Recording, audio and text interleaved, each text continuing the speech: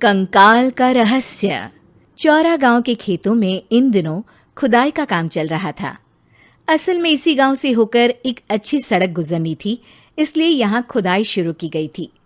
अचानक एक दिन खुदाई करने वाली मशीन से कुछ टकराता है। बाद में जब खोजबीन की जाती है तो वहां से 2 कंकाल मिलते हैं।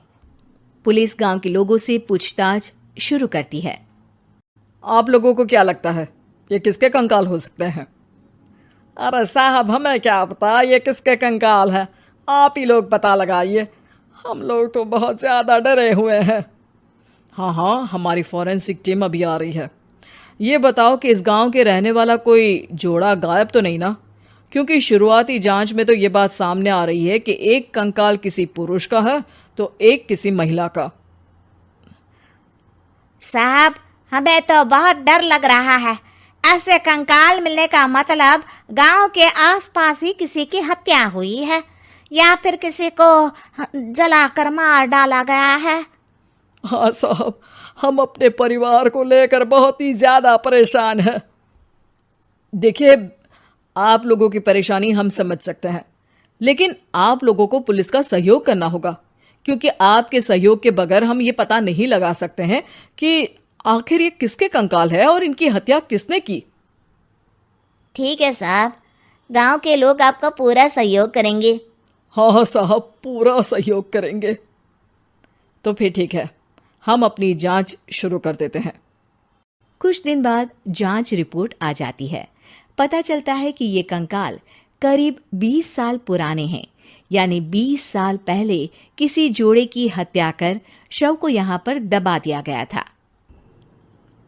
इंस्पेक्टर राघव, ये बताओ कि 20 साल पहले की मर्डर मिस्ट्री क्या अब सुलझ सकती है? हाँ सर, क्यों नहीं। लेकिन अब सबूत और गवाह काफी मिट गए होंगे। मुश्किल तो होगी, लेकिन शायद किसी परिवार को इंसाफ मिल सके। इंस्पेक्टर राघव, आप बिल्कुल सही कह रहे हैं। किसी परिवार को तो इंसाफ मिलेगा ही और किसी को उसके किए की सजा भी मिलेगी। जी सर, मैंने तो जांच शुरू भी कर दी है। 20 साल पहले इस गांव के 2 जोड़े अचानक कहीं गायब हो गए थे।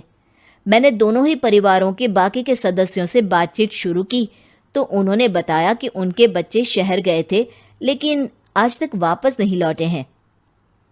लेकिन ये दोनों शव किस परिवार के सदस्यों के हैं, ये कैसे पता चल सकेगा? सर, मैंने डीएनए टेस्ट करवा लिया है। आज शाम तक इसकी रिपोर्ट भी आ जाएगी। अच्छा, ठीक है। उसी शाम को सर, डीएनए रिपोर्ट के मुताबिक ये दोनों ही लाशें चौरा गांव के रहने वाले प्रधान सुल्तान सिंह के बेटे और बहू की है। लेकिन इनकी हत्याएं किसने की है, ये कैसे पता लगेगा? इसी का तो पता लगाने की कोशिश में जुटा हूं सर। आज सुल्तान सिंह से मिलने भी जा रहा हूं। मेरा बेटा और बहू तो मेरे लिए सिर्फ यादों में ही रह गए थे। हमें उनकी लाशें तक नहीं मिल सकी थी। आज 20 साल बाद उनके कंकाल मिले हैं। मैं अब किसके लिए जीऊं?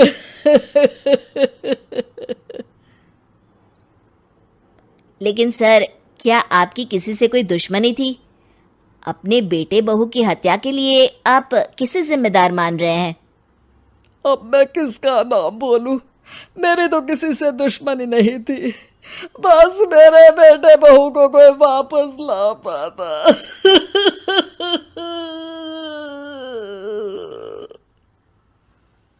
इसके बाद सुल्तान सिंह फूट फूट कर रोना शुरू कर देते हैं। सर, अब आप इनका अंतिम संस्कार करवा सकते हैं। कम से कम इनका शरीर ना सही, इनका कंकाल तो आपको मिला है। लेकिन हाँ, अगर आपको कुछ भी याद आए तो जरूर बताइएगा। मेरी तो बेटा अब उम्र हो गई है, लेकिन मेरे बेटे और बहू के हत्यारों का जरूर पता लगाइएगा, क्योंकि जब तक हत्यारे पकड़े नहीं जाएंगे मेरा मन नहीं मानेगा। सर, हमारी पूरी कोशिश रहेगी हत्यारे को पकड़ने की। लेकिन एक बात बताइए, उस वक्त आपको किस पर शक गया था? उस वक्त मेरे एक ड्राइवर को पकड़ा गया था, लेकिन सबूतों के अभाव में उसे छोड़ दिया गया था। अच्छा, और ड्राइवर पर कैसे शक हुआ था? क्योंकि उस दिन ड्राइवर छुट्टी पर था। उस समय लेकिन लाश क्यों नहीं मिल सकी थी? उस वक्त पुलिस ने बहुत कोशिश की थी, लेकिन दोनों की डेड बॉडी नहीं मिल सकी थी। ठीक है, हमारी तफ्तीश चल रही है, मैं फिर आऊंगा। इसके बाद इंस्पेक्टर वहां से चला जाता है और सुल्तान सिंह अपने बेटे और बहू की याद में खो जाते हैं। कुछ दिन बाद सुल्तान सर, एक बात बताइए, जब आपके बेटे बहू की हत्या हुई थी, उसी के आसपास आपके ही गांव का रहने वाला एक और जोड़ा उसी वक्त गायब हो गया था ना?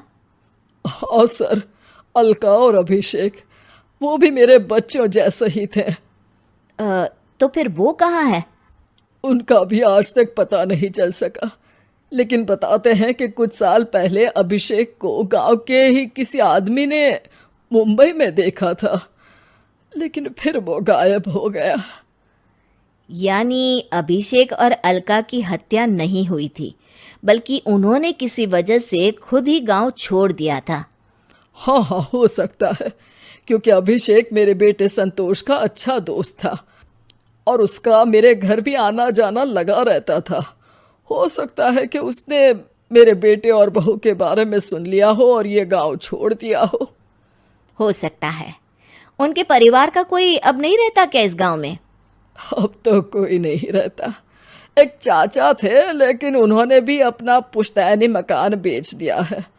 वो भी अब कहीं शहर में ही बस गए हैं। ओह, अभिषेक और अलका के बारे में भी पता लगाना होगा। हो सकता है कि वही इस हत्या के बारे में कुछ बता सके। हो तो सकता है, लेकिन वो बेचारे तो खुद ही वक्त के मारे थे, वो क्या बताएंगे। फिर भी सर, जब केस दोबारा खुला है तो जांच तो करनी ही पड़ेगी, और इस बार तो लाशें भी बरामद हुई है। कुछ दिन तक लगातार तफ्तीश चलती रही। एक दिन थाने से सुल्तान सिंह को फोन आता है। हाँ, कौन बोल रहा है? सर, मैं कांस्टेबल तुलाराम बोल रहा हूँ थाने से। आपको थाने आना पड़ेगा। थाने? लेकिन क्यों? सर, किसी की पहचान करवानी है। अच्छा ठीक है, मैं दोपहर तक पहुंचता हूँ। सुल्तान सिंह दोपहर में थाने पहुंचता है। कई पुलिस के अधिकारी वहां मौजूद रहते हैं। सर, आपके बेटे की हत्या का रहस्य आज शायद सुलझ जाए। अच्छा इंस्पेक्टर राघव, पर वो कैसे? सर, उस आदमी को देखिए, क्या वही अभिषेक है? सुल्तान सिंह की आंखों में हैरानी से आंसू आ जाते हैं।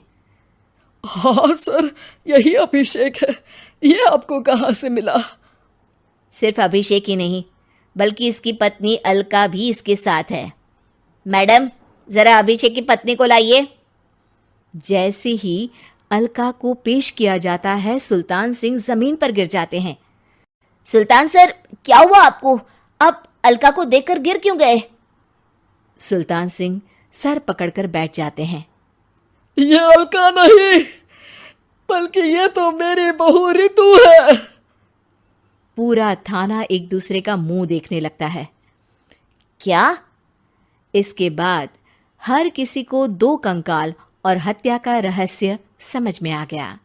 अभिषेक और रितु ने मिलकर संतोष और अलका की हत्या की थी और लाश को जमीन के नीचे दबा दिया था।